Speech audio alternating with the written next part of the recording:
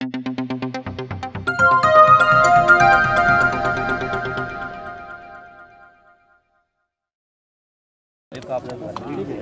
कहेंगे sir science को लेकर के जो हमारे? देखिए, मैं सबसे पहले तो इस बात की सराहना करता हूं चौधरी बंसीलाल यूनिवर्सिटी की कि इन्होंने इस प्रकार का एक साइंस कॉन्क्लेव और जिसका शीर्षक रहा है कि राष्ट्र निर्माण में विज्ञान का योगदान, तो ये बहुत महत्वपूर्ण है। और ख़ास करके विद्यार्थियों के लिए, जो विद्यार्थी अभी उभरते हुए वैज्ञानिक आगे बन सकते हैं, उनको उस प्रकार की रुचि पैदा हो, उनको ज्ञानवर्धन हो। और जितने भी देश के दुनिया भर के बड़े बड़े वैज्ञानिक हैं, उनके जो रिसर्चेज हैं, उनके जो काम किए हुए हैं, वो सबके सामने जब रखे जाएंगे तो सबको प्रेरणा मिलती है। और विज्ञान के बिना आज एक भी कदम आगे बढ़ना संभव नहीं है। सब चीज़ें विज्ञान के ऊपर ही आधारित होकर के आगे बढ़ रही हैं। तथ्य होते हैं, लेकिन उन तथ्यों को विज्ञान से सिद्ध कर दिया जाए तो उसके परिणाम अच्छे निकलते हैं।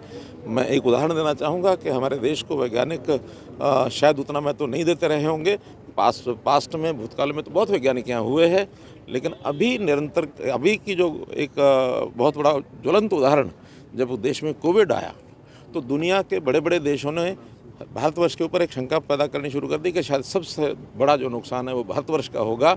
लेकिन देश के प्रधानमंत्री ने अपने वैज्ञानिकों को बुला करके ये कहा कि एक अच्छी वैक्सीन हम तैयार करें ताकि हम अपने आप को भी बचा सकें, दुनिया के लोगों को भी बचा सकें।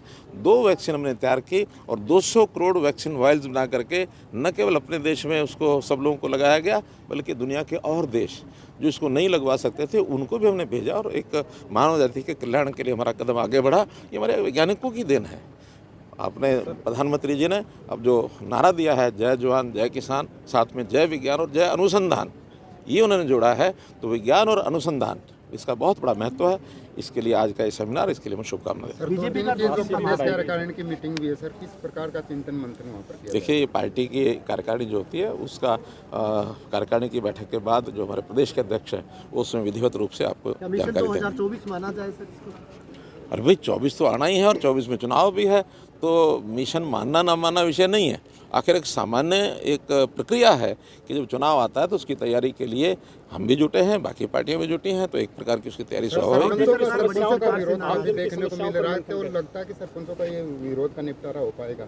देखिए, कोई किसी प्रकार का तथ्य उसमें नहीं है, बल्कि इन सरपंचों की, हमारे जो लोकल बॉडीज़ के लोग हैं, उनकी हमने पावर्स बढ़ाई है।